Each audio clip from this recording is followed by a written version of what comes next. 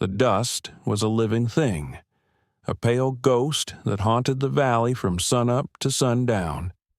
It settled in the lines of Caleb's face, a fine grit on his tongue, a constant reminder that the land gave nothing for free. His world was drawn in shades of brown and scorched yellow, a vast, lonely canvas stretching to a horizon that shimmered with heat and broken promises. The silence out here was another kind of presence, a heavy blanket that smothered all but the most necessary sounds, the sigh of the wind through the sage, the rhythmic creak of the porch swing where he never sat, the weary complaint of the well pump. He had carved this life out of the unforgiving soil with his own 2 hands, and its isolation was both his fortress and his prison. He was a man defined by the spaces between things, the space between him and the nearest town, the space between his past and his present, the space between one solitary day and the next.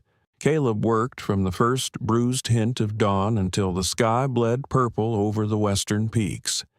His hands were calloused road maps of every fence post hammered, every rein gripped, every stone cleared from the stubborn earth. He moved with an economy of motion that spoke of years spent conserving energy against an opponent, the land that never tired. On this particular afternoon, the sun was a hammer striking the anvil of the plains. He was resetting a fence post near the southern edge of his property, the one that bordered the long, empty stretch leading nowhere. The rhythmic thud of his mallet was the only heartbeat in the vast emptiness. He worked methodically, his thoughts as sparse and practical as his surroundings. He thought of the dwindling water in the creek, the cost of feed in town, the way the coming winter was already whispering in the high-altitude chill of the nights. He did not think of the man he used to be, the one whose hands had been familiar with the cold weight of a different kind of tool. He paused, wiping a sleeve across his brow, his eyes scanning the horizon out of habit. It was a reflex born of a life that taught him trouble rarely announced itself politely. And then he saw it, a flicker of movement where there should be none. It was not the lazy drift of a hawk or the darting of a coyote. It was a plume of dust, small at first, then growing, churning with a frantic energy that was alien to the landscape's patient rhythm. He narrowed his eyes, the lines around them deepening. It was a chase. 2 riders pushing their horses hard, and ahead of them a smaller figure on foot, a frantic, desperate scramble across the cracked earth. His first instinct was a familiar, bitter tightening in his gut. Trouble. The world beyond his fence line was a cesspool of greed and violence, and he had spent a decade building walls, both literal and figurative, to keep it out. As the figures grew closer, details began to emerge from the haze. The riders were rough men, spurred on by a vicious urgency. The figure they pursued was a woman. She was small, dressed in dark, strange clothing that seemed ill-suited for this country, and she ran with a stumbling but relentless gait. She was not screaming or crying out for help. Her flight was a silent, dignified, and utterly desperate act of will. Caleb watched, his hand resting on the handle of the mallet, his face an unreadable mask of stone. The pursuers were gaining. He could hear their shouts now, ugly and triumphant. They were treating it like a hunt. And then the woman stumbled, falling hard in a cloud of her own dust. She did not stay down. She pushed herself up, her movements slower now, her exhaustion a palpable thing even from 100 yards away. She was of Asian descent, her features fine and stark against the grime and terror on her face. She was on his land now. She had crossed the invisible line marked by the fence he was mending. The men reined in their horses just outside it, their laughter a harsh, grating sound that scraped against the silence. One of them dismounted, a coiled rope in his hand. "Nowhere left to run, little bird," he sneered. Caleb felt a slow, cold burn begin in his chest. It was not his fight. He had told himself that 1,000 times in 1,000 towns, not his business. He had earned his peace. But the woman stood her ground, her back to him, facing her tormentors. She did not beg. Her small frame was held with a defiant straightness that seemed impossible. She was a willow reed refusing to break in a hurricane. Caleb's gaze shifted from her to the men. He saw the lazy cruelty in their eyes, the casual assumption of their power. It was a look he knew well. He had seen it on the faces of men who believed the world belonged to them, and that everyone in it was either a tool or an obstacle. "That's far enough." Caleb's voice was rough, like stones grinding together. It startled the men who had not noticed him standing there, a solid, immovable part of the landscape. They turned, their expression shifting from predatory amusement to annoyance. The man with the rope spat on the ground. "This ain't your concern, rancher. She's a thief. Stole from our boss, Mr. Croft." Caleb's eyes flickered to the woman. Her head was bowed slightly, but he could see the subtle shake of it. A denial. His gaze returned to the men. He knew of Silas Croft, a man who bought up land and loyalty with equal avarice, his shadow stretching longer and darker over the county with each passing year. "She's on my property," Caleb stated. It was a simple fact, but it hung in the air like a declaration of war. The second rider, a heavier man with a pockmarked face, chuckled. "And we aim to retrieve our property from your property. Now step aside before you get hurt." Caleb didn't move. He simply looked at them, his silence more potent than any threat. He saw their hands drift toward their holsters. It was an old, familiar dance. He had hoped he had forgotten the steps, but his body remembered. A part of him he had tried to bury stirred, a cold, sharp thing that knew the precise, brutal arithmetic of violence. "She stays," he said, his voice flat. The decision was made. He did not know why. Perhaps it was the way the sun caught the defiant line of her jaw, or the casual ugliness of the men, or simply the fact that they had brought their world onto his land. He had chosen a side. The man on the ground dropped his rope and went for his gun. He was fast, but Caleb was faster. The heavy mallet swung in a short, brutal arc, connecting with the man's wrist with a sickening crunch. The gun flew from his grasp as he howled in pain. The rider, still on his horse, stared in disbelief for a split second before reaching for his own weapon. A single, sharp command from Caleb froze him. "Don't."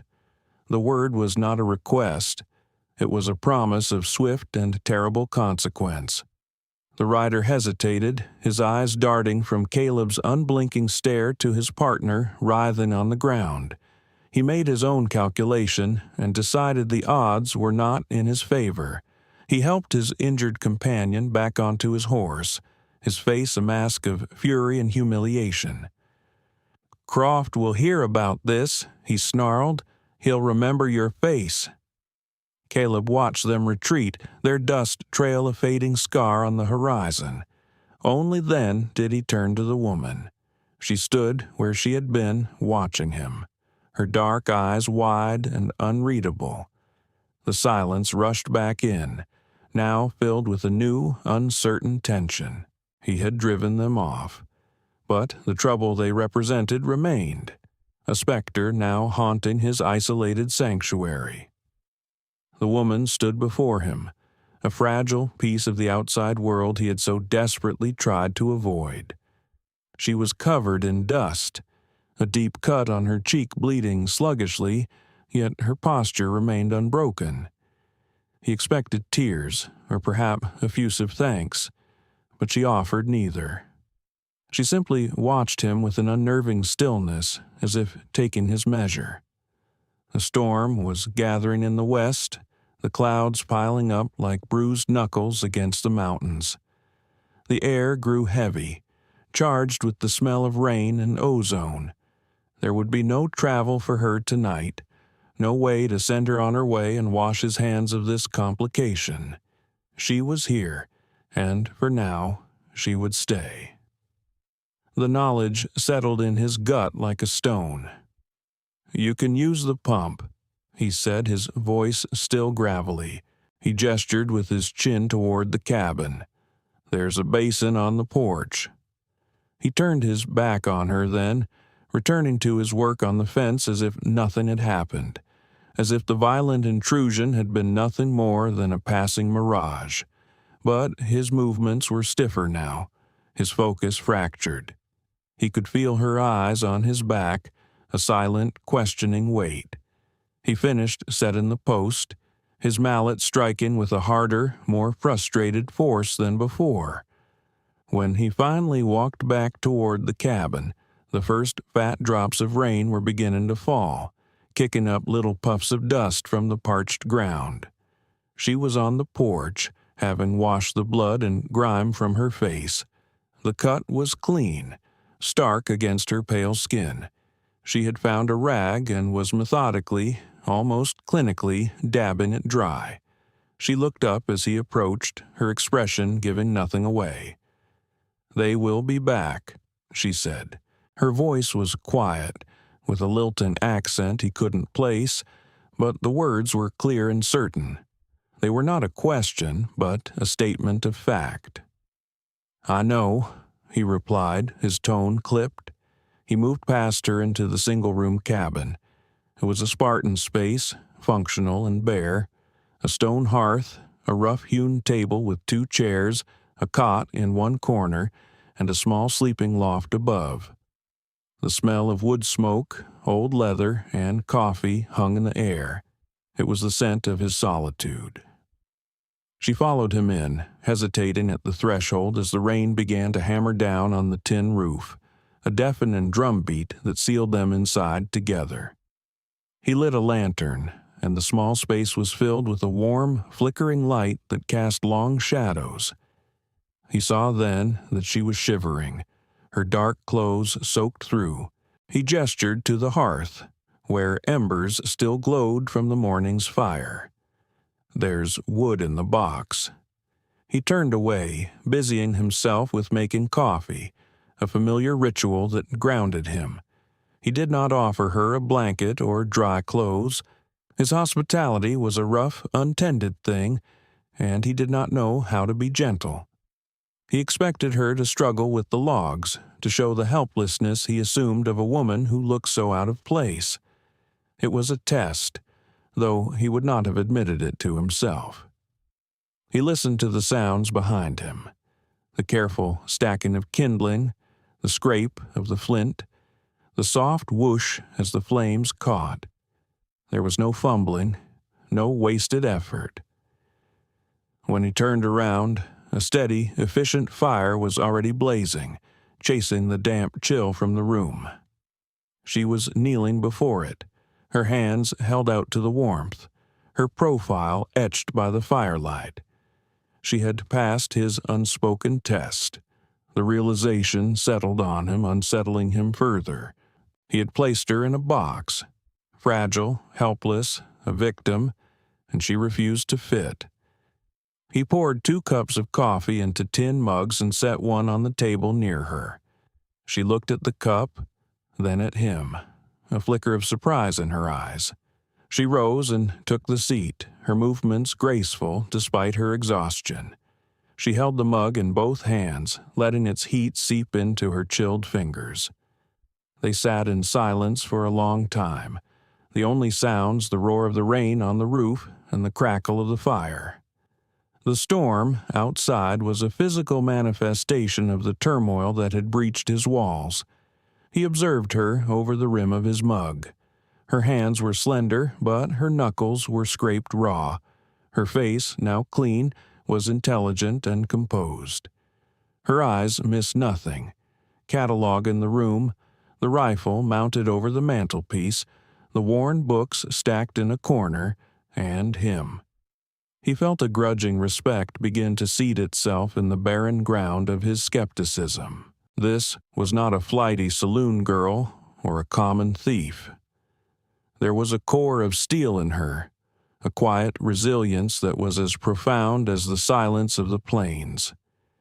He had seen that kind of strength before, in people who had survived things they should not have. It made him wary. It made him curious. He cleared his throat, the sound unnaturally loud in the small cabin. "What did you steal?" he asked, the question blunt. She met his gaze directly, her own clear and unwavering. "A book," she said, her voice soft but firm. "A ledger. It contained numbers that told a story Mr. Croft did not want told." Her answer was not what he expected. It was precise, deliberate, and it hinted at a world far more complex than simple theft. It spoke of secrets and power, the very things he had ridden away from. He took a long swallow of coffee, the bitter liquid doing little to ease the tension coiled in his shoulders. He didn't press for more information. He didn't want to know. Knowing meant being involved, and being involved meant the end of the quiet, empty peace he had mistaken for a life. But it was too late. He was already involved. He had made a choice at the fence line, and now the consequences were sitting at his table, sipping his coffee, bringing the storm inside. The rain continued through the night and into the next day, turning his land into a sea of mud. They remained trapped together in the small cabin, a pair of strangers bound by a shared threat. The silence between them was no longer empty. It was thick with unspoken questions and calculations. Caleb watched her. He saw how she moved through his space with a quiet efficiency, never disturbing his routines, yet subtly imposing order on his bachelor's clutter. She found a needle and thread in his meager mending kit and repaired a tear in his shirt with stitches so fine they were nearly invisible. She took the handful of vegetables he had and the bit of salted pork and created a stew that filled the cabin with a rich, savory aroma he had not smelled in years. He found himself speaking. The words pulled from him against his will. He told her where to find the driest firewood, how to bank the fire so it would last through the night. She, in turn, spoke little, but her attentiveness was a form of communication. She listened not just to his words, but to the silences in between. One evening, as the rain finally tapered off, he was cleaning his rifle, the familiar scent of gun oil filling the air. He worked with practiced ease, his hands moving through the steps of a well-known catechism. She watched him from the table, her hands folded in her lap. "You are skilled with that," she observed. It was not a compliment, but another statement of fact. "I've had practice," he said, his voice flat, discouraging further questions. But she was not discouraged. "They will come back with more men," she said, her gaze distant, as if she were looking at a chessboard only she could see. "They will not expect us to be ready. They will believe you're just a rancher, and I am just a woman." Her use of the word us did not escape him. It forged a link he was not ready to acknowledge. He finished reassembling the rifle, the final click of the mechanism sounding loud in the quiet room. He looked at her, truly looked at her, and for the first time he asked her name. "Mei Ling," she said, her chin lifting slightly. The name was foreign, elegant, and it seemed to fit her perfectly. It was a name that held its own story. He merely nodded in return, offering nothing of himself. "Caleb," he said after a long moment, the name feeling strange on his own tongue. It had been a long time since he had had a reason to give it, A few days later, the ground had dried enough for travel. Caleb knew he needed supplies. More importantly, he needed to gauge the temper of the town to see what ripples Croft's men had created. He saddled his horse, the creak of the leather a familiar comfort. Mei Ling stood on the porch, watching him. "I will be fine," she said, anticipating his unspoken concern. He just grunted in response, swinging himself into the saddle. He didn't want to leave her, a fact that annoyed him. Her presence had become a strange new variable in the rigid equation of his life. He looked down at her. "There's a shotgun behind the door. You know how to use it?" She met his gaze. "I learned quickly." He had no doubt that she did. He rode off without another word, the cabin shrinking behind him until it was just a small, lonely speck against the vastness of the plains. The town of Redemption was a single dusty street, lined with false-fronted buildings, a place that clung precariously to existence. As Caleb rode in, he felt the familiar weight of eyes on him. The townspeople knew him as the quiet man from the edge of the valley, the one who kept to himself. His sudden appearance was an event. He tied his horse outside the general store and stepped inside. The store owner, a man named Miller, polished the counter with a nervous energy. "Caleb," he said, his voice a little too loud. "Been a while. Heard you had some visitors." The gossip had already arrived, carried on the wind like a foul scent. Caleb ignored the comment, giving Miller his list of supplies. As Miller gathered the items, the door swung open, and Silas Croft entered. Croft was a man who took up space.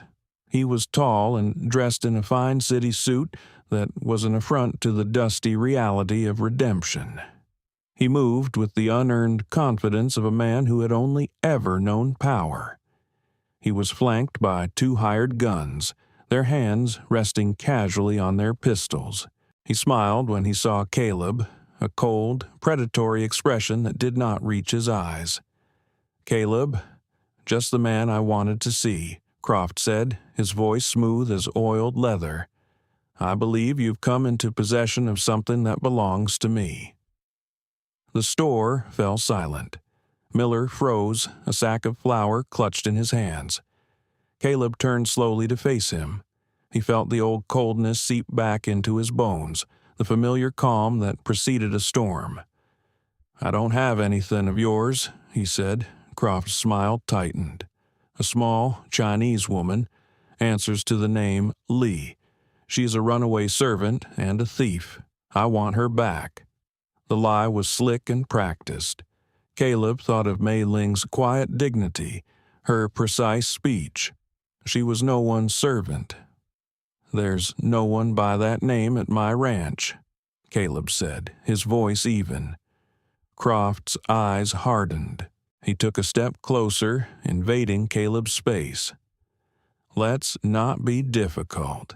That piece of land you're squatting on, it's nothing but rock and dust. But it has one thing of value: water, the only year-round spring in this valley. I'll make you a generous offer for it.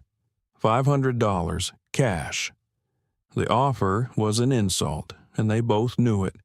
It was not a negotiation. It was a threat. The price for his land was the woman. "My land's not for sale," Caleb said, his gaze unwavering. "And the woman is not your property." He picked up his sack of supplies. Croft's men shifted, their hands now tense on their guns. The air in the small store was thick enough to choke on. "You are making a grave mistake," Croft said, his voice dropping to a low hiss. "That land will be mine. And the woman, complications like her have a way of disappearing out here. It would be a shame if your remote little homestead had an unfortunate accident. A fire, perhaps." The threat was naked now, laid bare for everyone in the store to hear. Caleb met Croft's gaze one last time. He saw the rot at the man's core, the casual cruelty of a bully who had never been told no. "Get off my land if you come visiting," Caleb said softly, then turned and walked out of the store. He did not look back. He could feel their eyes on him, a physical weight, but no one tried to stop him. He mounted his horse and rode out of town, the silence of the plains a welcome relief after the suffocating tension of the store. The lines were drawn. Croft had made his intentions clear. It was no longer just about Mei Ling. It was about the land, the water, his home. It was about everything. He pushed his horse hard on the ride back, an unaccustomed urgency spurring him on. The solitude of his ranch, once a comfort, now felt like a vulnerability. As he crested the final rise, he saw the cabin, small and defiant in the vast landscape. Smoke curled from the chimney, a thin gray ribbon against the pale blue sky. A profound sense of relief washed over him, so potent it surprised him. He had not realized how tightly fear had been coiled in his chest. When he dismounted, Mei Ling came out onto the porch. She held the heavy shotgun in her hands, and she held it with a familiarity that told him she had not been idle in his absence. She looked from his face to the supplies, then back to his face.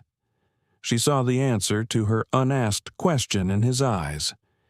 "He threatened you," she said.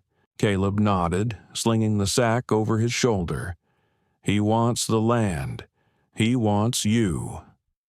They spent the rest of the day in a state of quiet, focused preparation.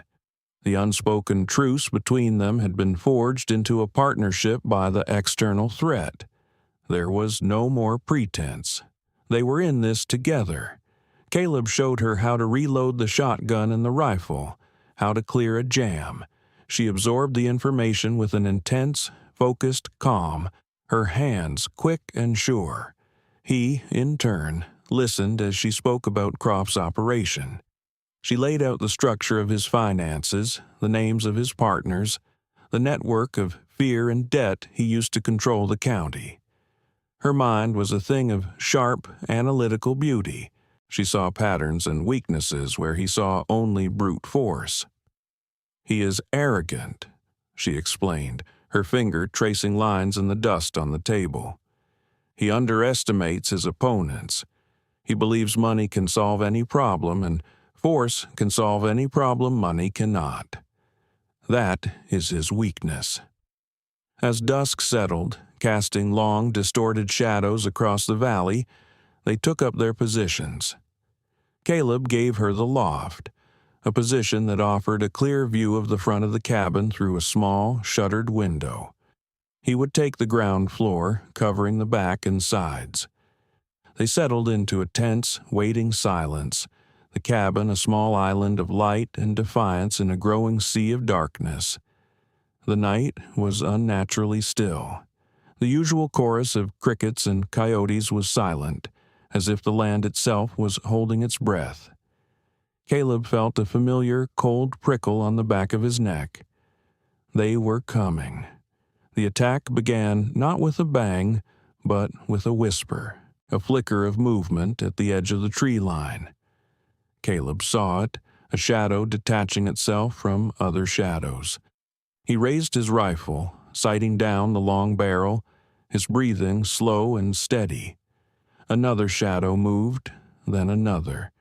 There were at least 5 of them, spreading out, attempting to encircle the cabin. They were moving with a practiced stealth, but the land was Caleb's. He knew every rock, every dip in the terrain. He knew where a man might stumble in the dark. A dry twig snapped, a sound as loud as a gunshot in the stillness. He fired. The rifle kicked hard against his shoulder. A man cried out, a sharp, surprise sound that was quickly silenced. The night erupted. Gunshots splintered the night air, bullets thudded into the thick log walls of the cabin. A window shattered, glass tinkling onto the floorboards. Caleb moved, a fluid shadow in the darkness, firing, reloading, shifting positions. He was a phantom in his own home, his movements precise and deadly. Above him, he heard the roar of the shotgun. Mei Ling was firing from the loft, the blast echoing like thunder in the small space. She was not firing wildly. Each shot was deliberate, aimed at a muzzle flash, forcing the attackers to keep their heads down, disrupting their advance. They were a two-person army, a synchronized unit of violence and strategy. He would draw their fire, and, from her protected vantage point, she would punish their mistakes. The siege dragged on for what felt like an eternity. The air in the cabin grew thick with the acrid smell of gunpowder and splintered wood. Croft's men were professionals, but they had underestimated their opposition. They had expected a lone, stubborn rancher, easily overwhelmed. They had not expected a veteran gunman fighting for his home, and they certainly had not expected the ghost in the loft, whose shotgun blasts came from unexpected angles, breaking their assaults before they could even begin. At one point, two men made a desperate rush for the back door. Caleb was ready for them. He dropped the first one with a shot from his rifle, but the second was too close. The man crashed through the door, a massive shape brandishing a pistol. Caleb didn't have time to reload. He met the man's charge with the butt of his rifle, a brutal, close-quarters struggle. They crashed against the table, grunting with effort. Caleb felt a searing pain in his side as the man's knife sliced through his shirt. He drove his elbow into the man's throat, and as the man gagged, Caleb drew the heavy pistol from his own belt and fired. The sound was deafening inside the cabin. The man went limp, collapsing to the floor.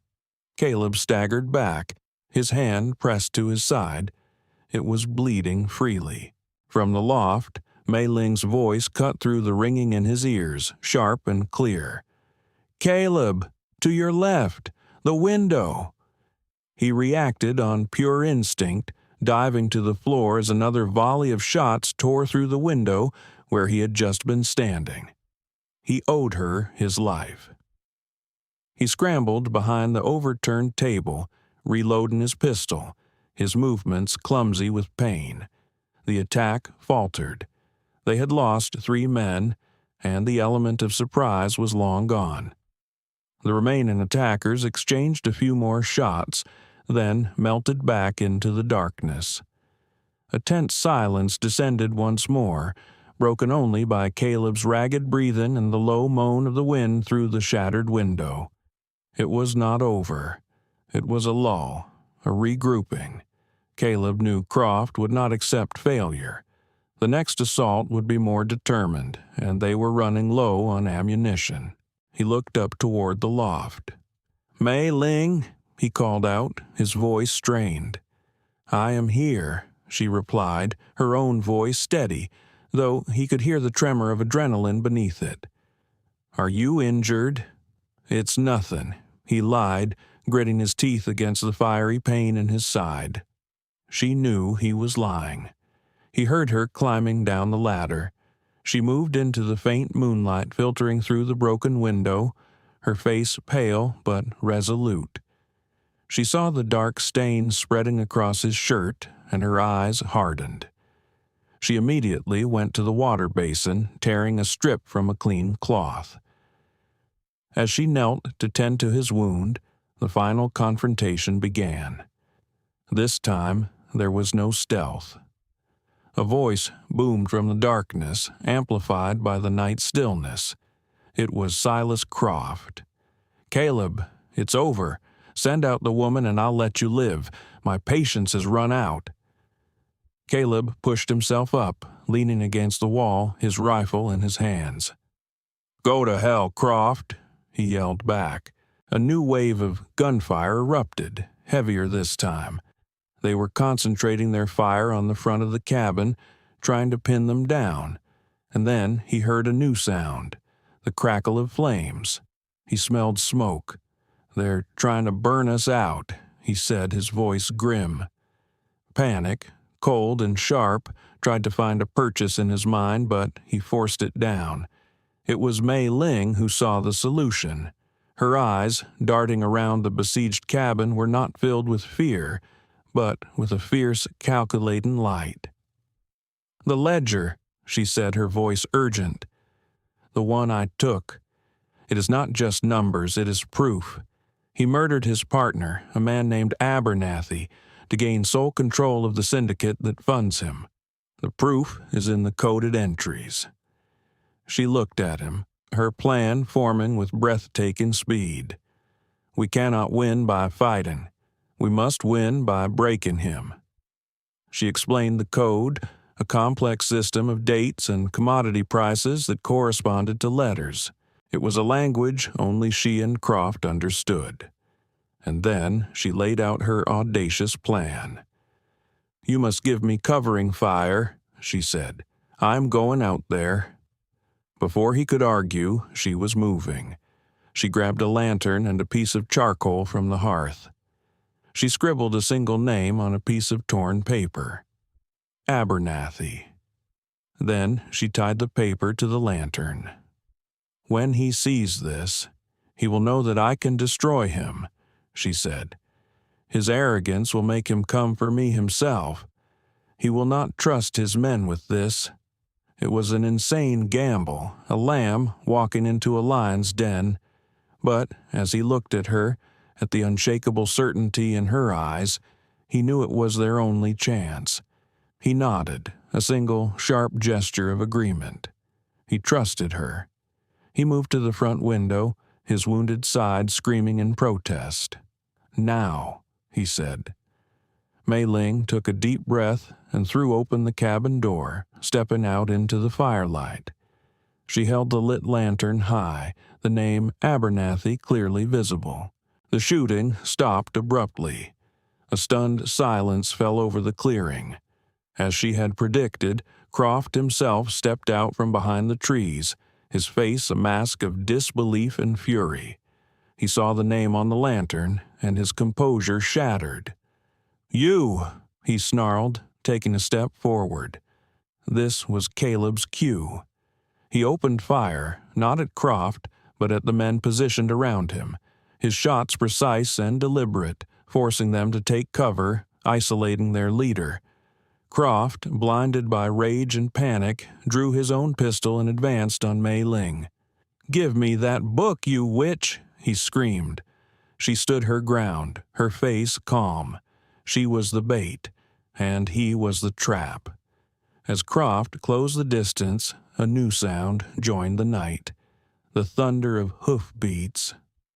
Caleb had sent a signal earlier, a contingency he had arranged with the Weary Town sheriff, a single, high-powered shot fired into the air an hour into the attack. He had not known if the lawman would come, but Sheriff Brody was a better man than Caleb had given him credit for. The sheriff and 2 deputies rode into the clearing, their guns drawn. Croft was caught, trapped between Caleb's rifle, Mei Ling's damning knowledge, and the arrival of the law. His empire of fear collapsed in an instant. He looked from Mei Ling to the sheriff, his face crumbling into a mask of pure desperation. He made a final, foolish choice, raising his pistol toward Mei Ling, but Caleb's rifle cracked one last time. Croft dropped his gun, clutching a shattered shoulder, his reign of terror ending not with a bang, but with a pathetic, whimpering cry. In the immediate, ringing silence that followed, the world seemed to shrink to the small space of the cabin porch. The sheriff and his men were rounding up Croft's remaining gunmen. The danger was over. Caleb leaned heavily against the doorframe, the rifle slipping from his numb fingers. The adrenaline faded, leaving only a deep, throbbing agony in its place. Mei Ling rushed to his side, her composure finally breaking as she saw the extent of his injury. She gently guided him inside, easing him into a chair. "You are a fool," she whispered, her voice thick with an emotion he couldn't name. She began to clean the wound with a focus that belied the tremor in her hands. Their roles were reversed. He was now the one in need of care, and she was the protector, her small hands surprisingly strong as they worked to staunch the bleeding. He looked at her, her face illuminated by the warm lantern light, and saw not an outsider or a complication, but a partner. The silence that settled between them was no longer tense or uncertain. It was a comfortable, shared space, built on a foundation of trust forged in blood and fire. He had chosen a side at the fence line, and he knew now, with absolute certainty, that he had chosen right. Weeks turned into a month. The rhythm of life on the ranch slowly returned, but it was a new rhythm, a harmony composed for two. The shattered window was replaced, the bullet holes in the walls plugged with fresh mud and straw. The scars on the cabin were healing, just as the gash in Caleb's side was knitting itself back together. The land, indifferent to human drama, offered up the first hints of autumn. The air grew crisp in the mornings, and the cottonwoods along the creek began to turn a brilliant, defiant gold. The threat of Silas Croft was gone, his empire dismantled by the testimony of Mei Ling and the contents of her ledger. The town of redemption, which had once watched Caleb with suspicion, now greeted him with a quiet respect. They had heard the story of the siege, of the quiet rancher and the mysterious woman who had faced down a tyrant. Caleb found that the silence he had once craved now felt empty when Mei Ling was not there to share it. He had grown accustomed to the soft sound of her movements in the cabin, the quiet intelligence of her presence. She had brought a subtle order to his life, not just in the neatness of the cabin, but in the landscape of his own mind. The ghosts of his past seemed to have receded, their whispers drowned out by the reality of a shared present. He had been a man living in the past, and she was a woman entirely focused on the future. Together, they found a way to simply exist in the now. They spoke more now, not in long conversations, but in the easy shorthand of people who understand one another. He would tell her about the habits of the deer that came to the spring, and she would tell him stories of the city she came from, a world of crowded streets and strange customs that sounded like a different planet. One afternoon, they worked together in the small patch of land behind the cabin. He had always meant to start a garden, but had never found the will. Now his hands turned the soil while hers carefully placed seeds into the earth. It was quiet, companionable work. He watched her, her brow furrowed in concentration as she planted a row of hardy winter vegetables. She was putting down roots, both literally and figuratively. She belonged here, in this harsh and beautiful land, more than she had ever belonged in the world of coded ledgers and secret crimes. He realized, with a clarity that startled him, that this place was no longer just his ranch. It was their home. He paused in his digging, leaning on the handle of his shovel. The sun was warm on his back. Mei Ling looked up, wiping a smudge of dirt from her cheek. She smiled at him, a small, genuine smile that transformed her face. It was the first time he had seen her truly smile, and the sight of it struck him with the force of a physical blow. It was a promise of peace, of a future he had never allowed himself to imagine. "The soil is good here," he said, the words feeling inadequate to express the immensity of what he felt. She held his gaze, her dark eyes knowing and deep. She understood the words he could not say. "Yes," she replied, her voice soft but sure. "It is a good place to grow." Her words were not just about the seeds in the ground. They were about the two of them. It was not a grand declaration of love or a formal proposal. It was something far more real, more grounded in the earth beneath their feet. It was a quiet, understated commitment, a statement of fact and intention. They would grow here together. He reached out and gently brushed the remaining dirt from her cheek. His calloused, scarred hand, a hand that had known so much violence, was surprisingly gentle. She leaned into his touch for a brief moment, a silent acknowledgement that the fortress around his heart had finally, irrevocably, been breached. They stood there for a long moment as the sun began to dip toward the horizon. Two solitary figures who had found in each other a solace neither had known they were seeking, their future stretching out before them, as vast and full of promise as the open sky. A home, they were both learning, was not just a plot of land or a cabin built of logs. It was not a place you defended with a rifle, but a space you built with trust. For Caleb and Mei Ling, it started as a sanctuary from a storm, became a fortress against a common enemy, and was now, finally, becoming a foundation for a shared life.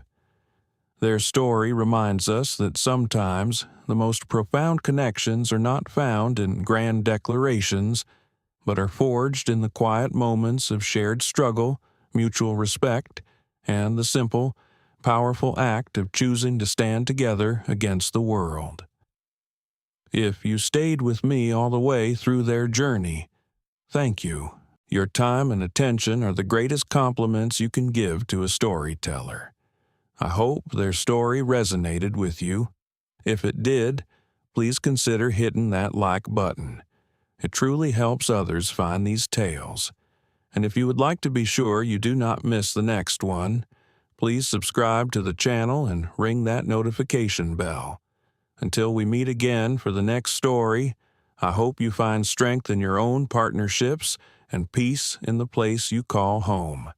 Take care of yourself and each other.